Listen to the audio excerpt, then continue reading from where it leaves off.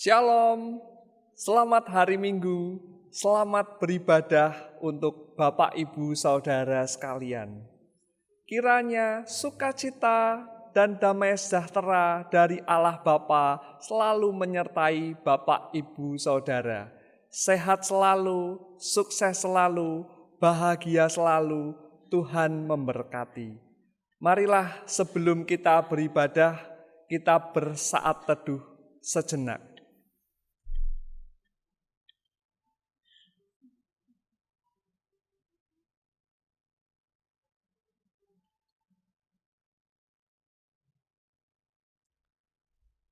Panggilan beribadah. Pulihkanlah keadaan kami, ya Tuhan.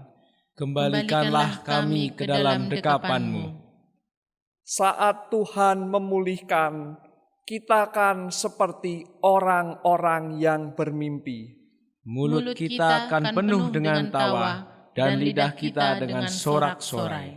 Segala bangsa kan berseru, Tuhan melakukan perkara besar. Semua orang yang dikasihinya kan menari dalam sukacita. Orang-orang yang telah menabur dengan mencucurkan air mata Kan menuai sambil bersorak-sorai.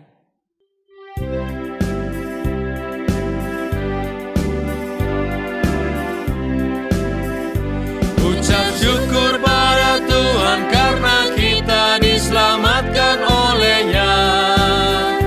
Senandungkan lagu baru, senandungkan lagu baru bagi-Nya.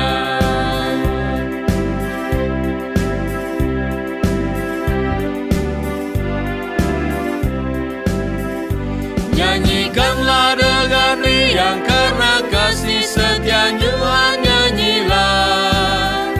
Senandungkan lagu baru, senandungkan lagu baru bagi-Nya.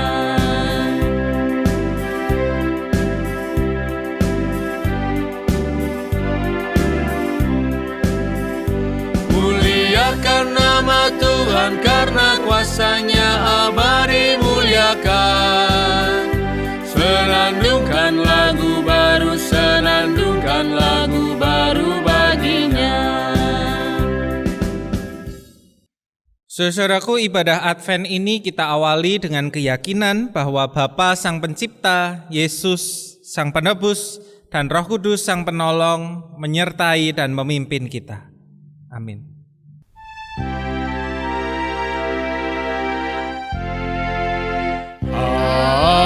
Amin, amin, amin.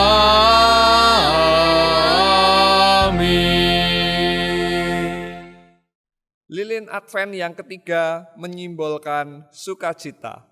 Dalam Mazmur 16 ayat 10-11 tertulis demikian.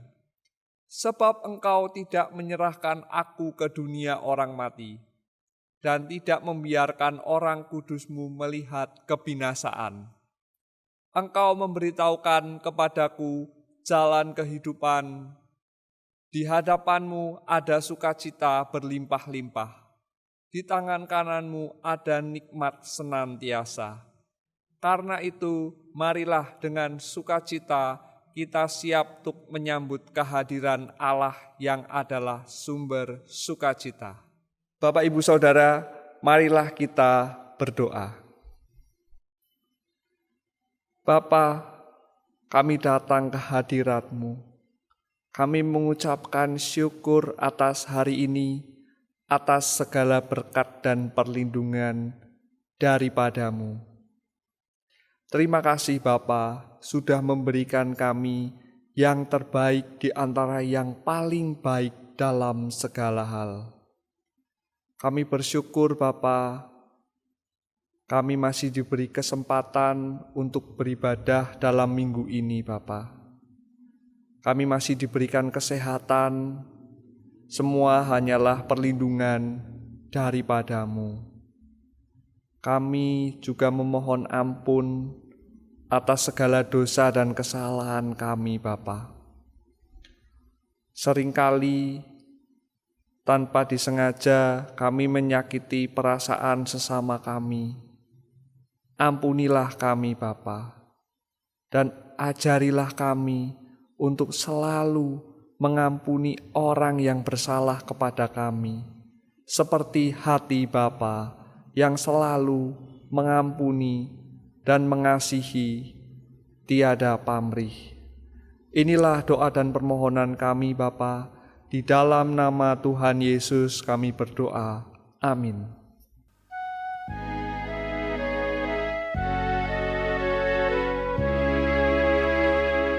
Oh, datanglah Immanuel, tebus umat-Mu Israel, yang dalam berkeluh kesah menantikan penolongnya. Bersoraklah, hai Israel, menyambut Sang Immanuel.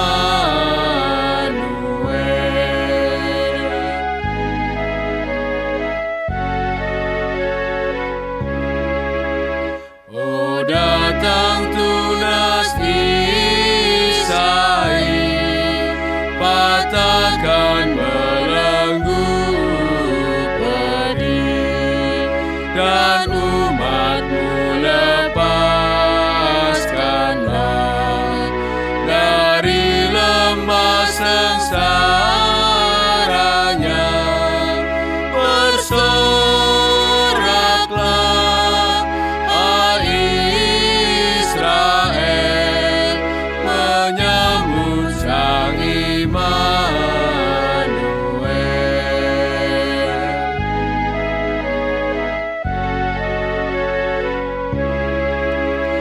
Oh, surya pagi datanglah, dan jiwa kami hiburlah. Halaukanlah gelap seram, bayangan maut yang kejam. Bersoraklah, hai Israel, menyambut Sang Immanuel.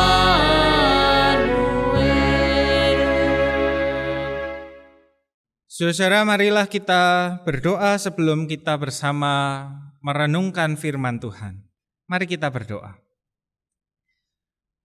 Tuhan, sungguh Engkaulah yang kami nanti-nantikan di dalam kehidupan kami. Datanglah ya Tuhan, karena kami siap untuk menyambut Tuhan di dalam kehidupan kami.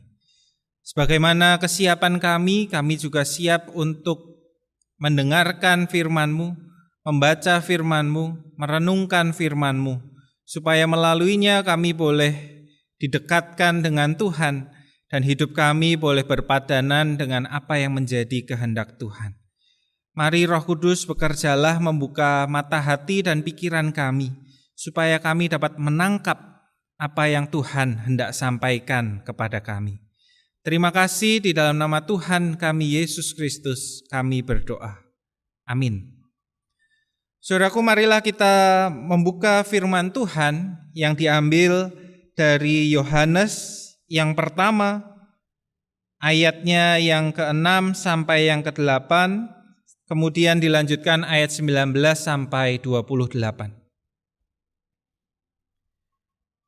Yohanes pasal 1 ayatnya yang ke-6 sampai yang ke-8, kemudian dilanjutkan ayat 19 sampai 28.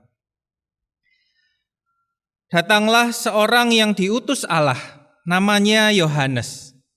Ia datang sebagai saksi untuk memberi kesaksian tentang terang itu, supaya oleh dia semua orang menjadi percaya.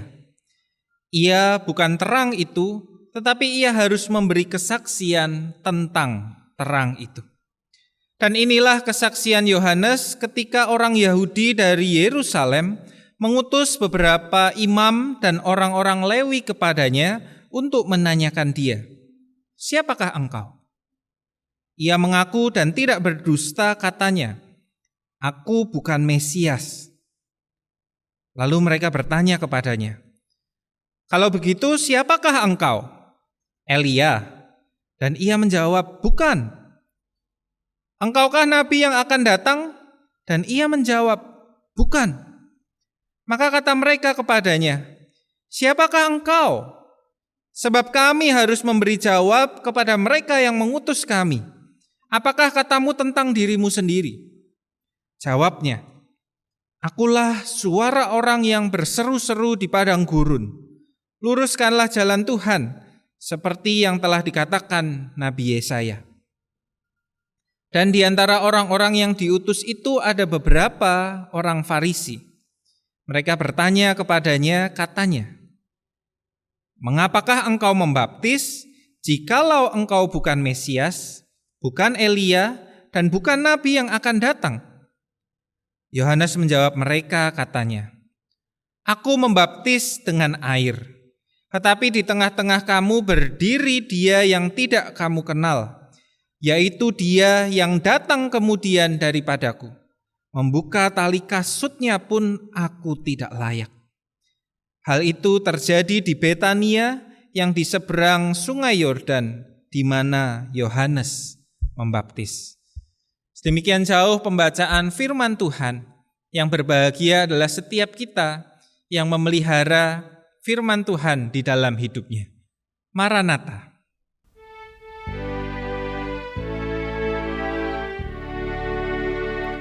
Maranatha, Maranatha, Maranatha.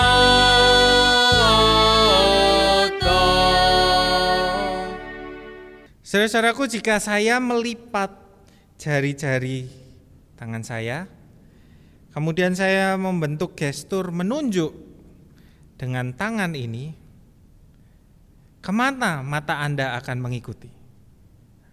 Tentu Anda akan mengikuti objek yang saya tunjuk. Tentu Anda akan melihat objek yang saya tunjuk, bukan kepada jari ini. Objek itulah yang menjadi perhatian. Objek itulah yang menjadi pusat perhatian yang kita arahkan perhatian kita. Fokus kita dibawa ke sana.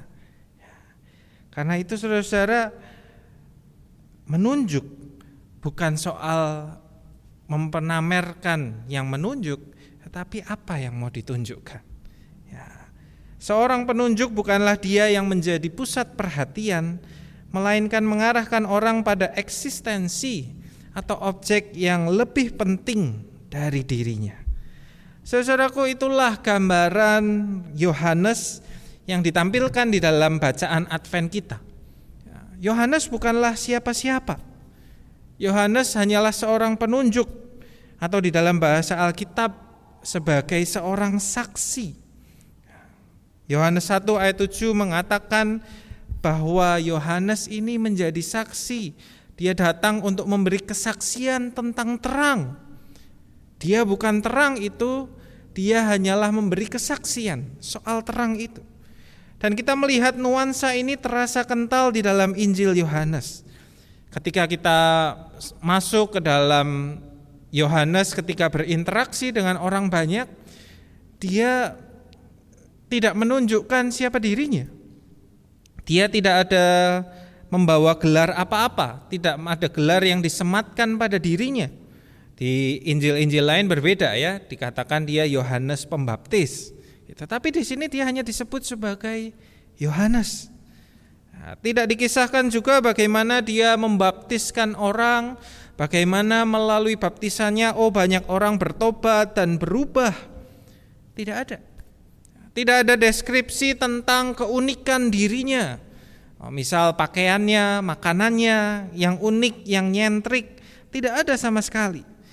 Padahal banyak karya-karya Yohanes yang baik dan berdampak bagi kehidupan banyak orang. Tapi kenapa tidak ditampilkan? Karena di sini Yohanes tidak tertarik untuk mengangkat dirinya. Ketika ditanya siapa dirinya, dia berkata, saya bukan Elia, saya juga bukan Mesias. Saya juga bukan nabi yang akan datang. Ya, saya hanyalah suara orang di padang gurun. Ya, suara orang di padang gurun. Suara di tempat yang jauh, bukan di tengah-tengah kota, bukan di podium yang dilihat banyak orang, tetapi aku hanya suara di padang gurun. Suara yang sayup-sayup, suara yang berada di tempat antah berantah, bukan siapa-siapa. Karena bagi Yohanes tidaklah penting siapa dirinya, tidaklah penting apa perhatian orang kepada dirinya, karena dia hadir untuk menjadi saksi. Karena dia hadir untuk menunjukkan kepada eksistensi yang lebih penting dari dirinya, yaitu sang terang itu. Sang terang yang hadir, yang datang di tengah-tengah manusia, di tengah-tengah kehidupan orang-orang yang dikasihinya. Saudara-saudaraku, Yohanes adalah sosok seorang martiria atau seorang saksi. Dan kisahnya seharusnya mengingatkan kita pada salah satu dimensi penting dari kehidupan gereja, dari kehidupan orang-orang percaya, yaitu marturia, bersaksi. Ya, kehidupan beriman bukanlah hanya persekutuan kita dengan Allah, bukan hanya persekutuan kita dengan sesama orang percaya, bukan hanya bertumbuh menjadi semakin erat, menikmati kehidupan bersama-sama, having fun, tetapi kehidupan beriman lebih dari itu. Hidup beriman juga bukan hanya berbelas kasihan atau menolong sesama, menolong dunia ini, menghadirkan kedamaian, keadilan Tuhan. Bukan hanya itu, tetapi kita juga dipanggil untuk menjadi penunjuk-penunjuk arah.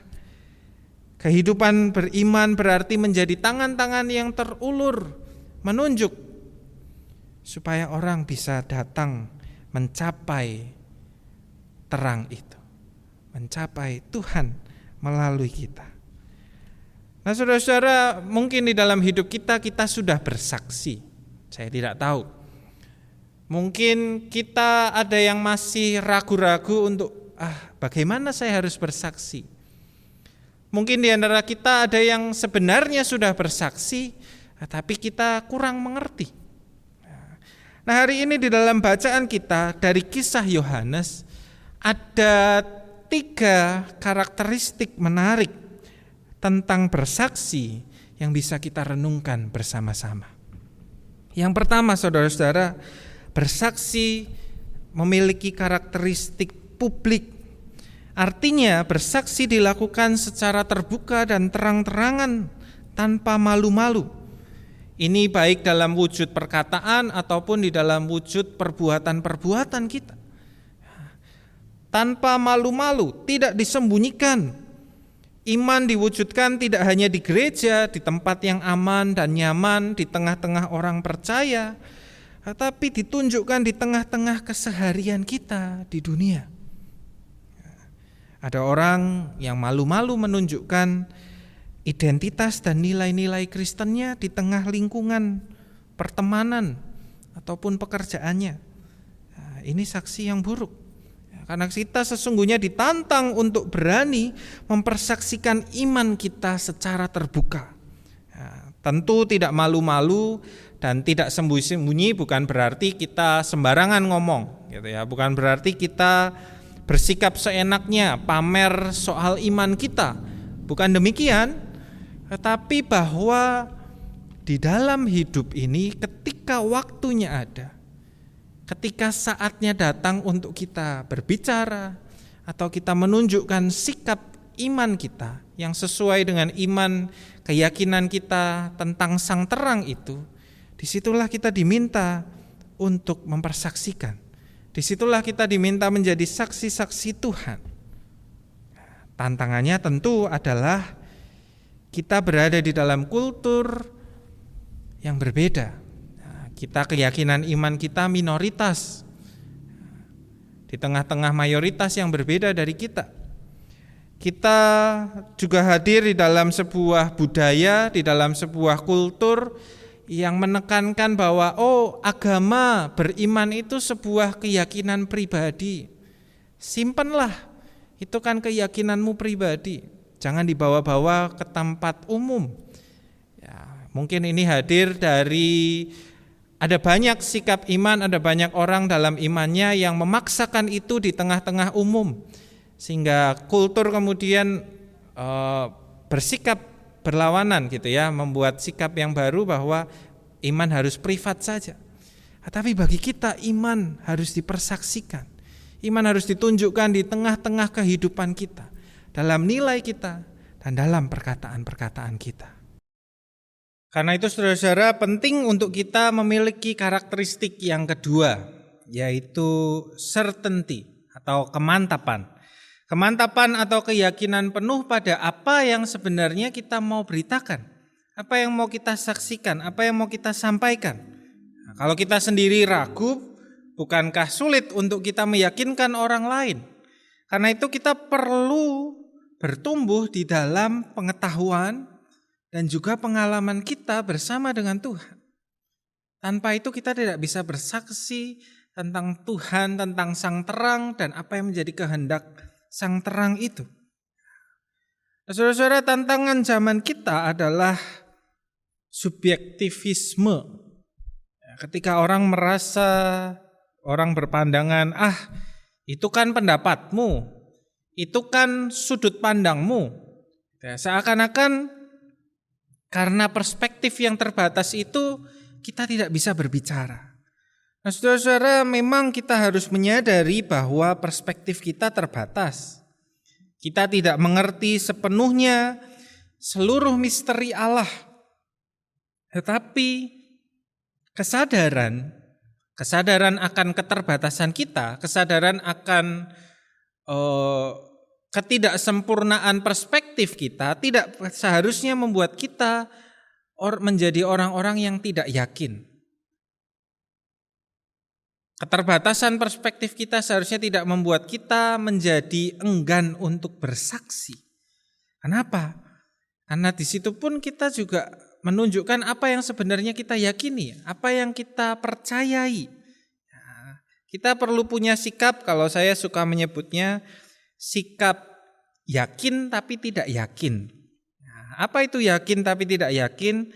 Ya, kita yakin dengan apa yang kita hayati, kita yakin dengan apa yang kita nilai yang kita pegang, siapa yang kita imani, siapa yang kita beritakan. Kita yakin tentang itu, tetapi tidak yakin dalam arti kita juga menghargai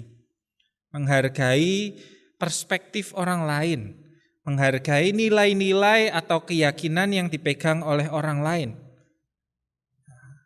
Menghargai bahwa mungkin saya salah, bisa. Mungkin pemahaman saya kurang, saya dikoreksi, saya perlu belajar, saya perlu mengerti lebih jauh, dan dari berinteraksi dengan orang lain saya dikuatkan dalam iman saya. Nah, bukan berarti saya yakin mantap, saya merasa tahu segalanya. Tapi saya membuka diri untuk mau belajar, membuka diri untuk mau bertumbuh. Itulah yakin tapi tidak yakin. Nah, saudara, untuk bisa melakukan itu semua, maka kita perlu karakteristik yang ketiga, yaitu apa yang sudah diteladankan oleh Yohanes, yaitu menjadi pribadi yang rendah hati. Tidak mungkin kita akan menjadi orang yang terbuka kalau kita tidak rendah hati. Tidak mungkin kita menjadi orang yang tadi bisa mentoleransi orang lain kalau kita tidak rendah hati. Nah, seperti Yohanes berkata, kerendahan hati dia tidak mengarahkan fokusnya kepada dirinya. Yohanes di dalam pasal yang ketiga kemudian dia bersaksi sebuah prinsip. Dia berkata, Tuhan harus semakin besar, aku semakin kecil. Artinya tidak mengarahkan diri pada diri kita sendiri. Yang menjadi fokus bukanlah egoku, bukanlah prestasiku, bukanlah apa yang aku mengerti, apa yang aku tahu, tetapi Allah yang mau kuberitakan. Allah yang mau kutunjukkan kepada orang.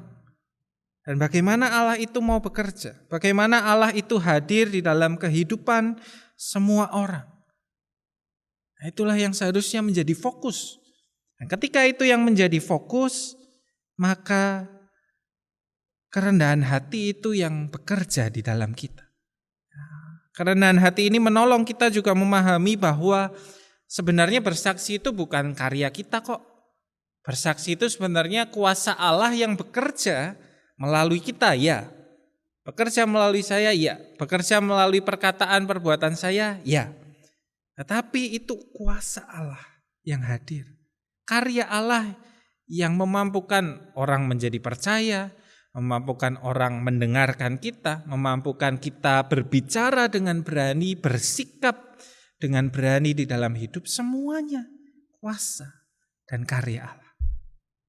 Karena itu marilah kita memberikan diri untuk bersaksi, memberikan diri untuk dipakai menjadi saluran Allah menyatakan, menunjukkan siapa sang terang itu.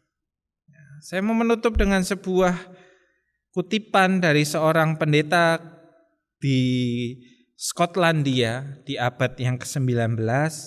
Pendeta ini berkata demikian.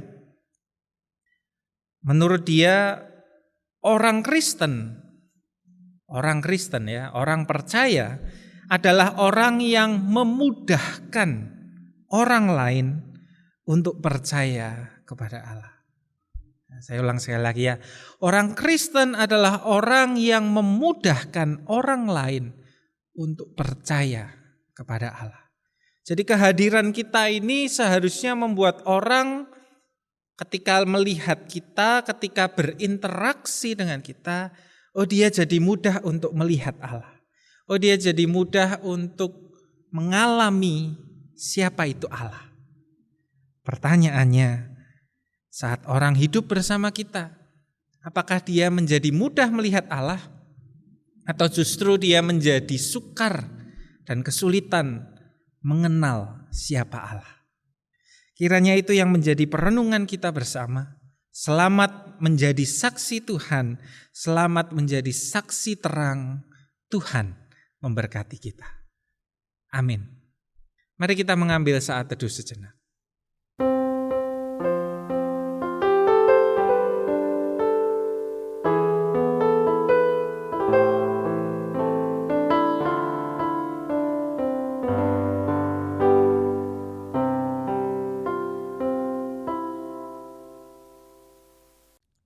Marilah saat ini kita bersama mengikrarkan pengakuan iman kita sesuai dengan pengakuan iman rasuli yang berbunyi demikian.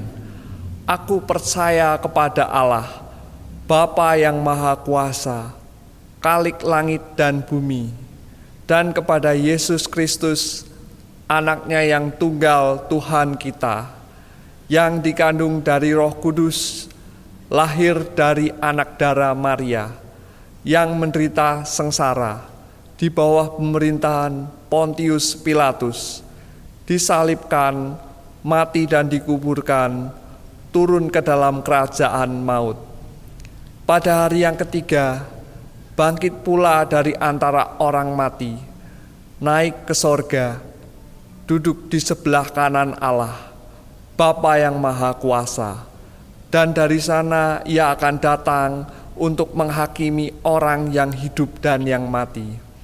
Aku percaya kepada Roh Kudus, gereja yang kudus dan am, persekutuan orang kudus, pengampunan dosa, kebangkitan orang mati, dan hidup yang kekal. Amin. Saudaraku, marilah kita menyatukan hati kita di dalam doa untuk menunjukkan kepedulian kita, perhatian kita kepada dunia di sekitar kita. Mari kita berdoa. Bapa, kami mengucap syukur untuk firman yang Engkau nyatakan kepada kami. Kami mau Tuhan menjadi saksi-saksi-Mu, menjadi saksi-saksi terang Tuhan di dalam kehidupan kami. Tolonglah kami supaya kami dimampukan menjadi saksi Tuhan, karena kami tidak mampu sendiri. Karena godaan, kemalasan, dan perasaan pikiran kami sendiri seringkali menghambat kami menjadi saksi bagi Tuhan. Karena itu biarlah Roh-Mu yang menuntun dan memampukan setiap kami. Terima kasih ya Tuhan. Kami saat ini juga mau berdoa bagi bangsa dan negara kami. Di tengah-tengah penanganan pandemi COVID, kami berdoa supaya hikmat Tuhan yang terus senantiasa memimpin kami. Hikmat Tuhan yang menolong pemimpin-pemimpin kami untuk membuat keputusan yang bijaksana, membuat pilihan-pilihan yang terbaik dengan memikirkan kebutuhan semua orang. Berkati juga kami setiap masyarakat warga negara Indonesia supaya di dalam setiap kegiatan kami, tindakan kami boleh punya kesadaran mengikuti protokol kesehatan dengan baik sehingga bersama-sama kami saling menjaga kehidupan satu dengan yang lain. Kami berdoa secara khusus bagi daerah-daerah yang mengalami kenaikan jumlah pasien COVID. Mungkin status zonanya juga meningkat menjadi lebih parah. Tuhan berkati, berikan ketenangan hati, berikan kedamaian, supaya di dalam menghadapi semua itu kami tetap mengingat Tuhan sebagai sumber pengharapan kami. Kami mau berdoa juga bagi gereja-gereja Tuhan saat ini pada bulan Desember yang mulai mempersiapkan untuk merayakan Natal. Tuhan berkati setiap perencanaan yang dilakukan, setiap kegiatan yang dilaksanakan, baik secara onsite maupun bagi sebagian besar yang masih harus secara online. Tuhan berkati supaya di dalam segala sesuatunya kami boleh tetap memuliakan nama Tuhan. Perayaan-perayaan kami boleh tetap menjadi perayaan yang menjadi berkat dan memberkati banyak orang. Terima kasih ya Bapa. Kami juga mau berdoa bagi anggota jemaat, saudara-saudara kami yang saat ini sedang bergumul di dalam kehidupannya, entah menghadapi persoalan kesehatan, mereka yang sedang terbaring sakit atau di dalam proses pemulihan. Tuhan berkati, berikan kekuatan melalui obat-obatan, makanan, minuman, dan juga istirahat, supaya semuanya itu menolong pemulihan mereka. Kami berdoa bagi kami yang bergumul di dalam studi dan pekerjaan kami. Tuhan berkati, pimpin kami, berikan hikmat-Mu, sehingga kami boleh mengambil keputusan-keputusan yang baik di dalam studi dan pekerjaan kami. Kami berdoa juga bagi relasi kami dengan keluarga kami, dengan teman-teman kami. Mungkin ada persoalan-persoalan yang sedang terjadi.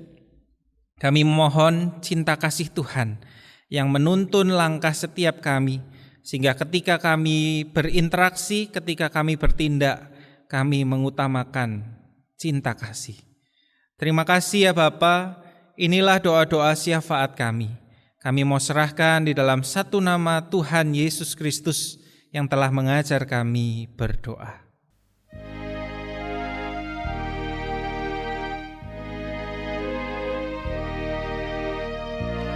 Bapa kami yang ada di surga, dikuduskanlah nama-Mu, datanglah kerajaan-Mu, jadilah kehendak-Mu di bumi seperti di surga. Beri kami hari ini makanan yang secukupnya. Ampuni salah kami seperti kami ampuni yang bersalah pada kami. Jangan bawa kami dalam pencobaan, melainkan lepaskan kami dari yang jahat. Sebab Kaulah yang punya kerajaan dan kuasa dan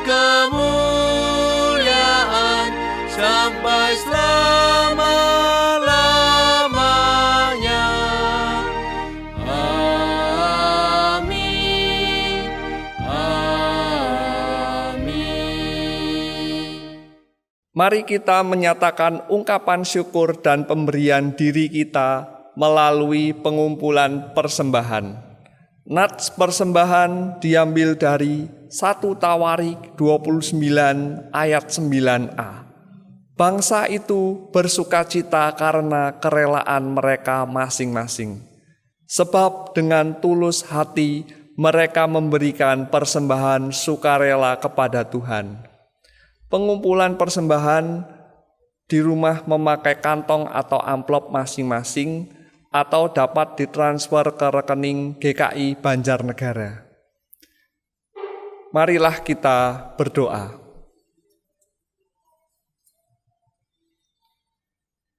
Bapa, kami datang ke hadirat-Mu.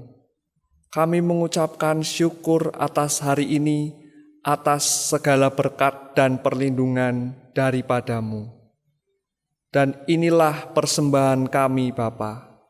Kiranya berkenan agar Engkau kuduskan, agar Engkau sucikan, agar layak dan dapat dipakai sebagai alat untuk mencukupkan kebutuhan gereja kami, Bapa. Dan ajarilah kami, Bapa, untuk selalu memberikan yang terbaik dari semua yang kami miliki. Inilah doa dan permohonan kami, Bapa. Di dalam nama Tuhan Yesus kami berdoa. Amin.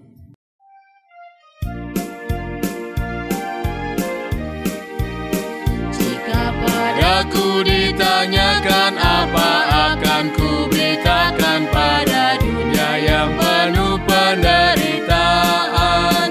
Kan ku sampaikan kabar baik pada orang-orang miskin, pembebasan orang-orang yang ditawan, yang buta dapat penglihatan, yang tertindas dibebaskan. Sungguh tahun rahmat Tuhan sudah tiba, kerajaan Allah penuh kurnia, itu berita bagi isi dunia.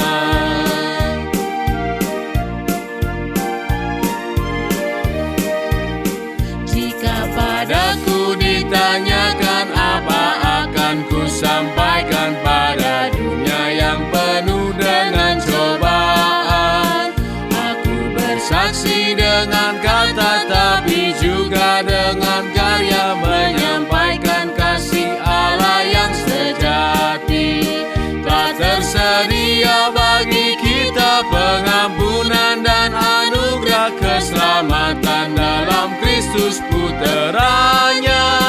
Kerajaan Allah penuh kurnia, itu berita bagi isi dunia. Saudara-saudaraku yang dikasihi Tuhan, arahkanlah hatimu kepada Tuhan dan teruslah menjadi saksi kasih-Nya di dalam setiap langkah kehidupanmu. Kini terimalah berkat dari Tuhan. Tuhan menaungi kita pada waktu siang dan melindungi kita pada waktu malam. Tuhan memeluk kita di dalam cinta kasih dan karunia-Nya. Tuhan mengenyangkan kita dengan kebaikan dan kemurahan-Nya. Amin.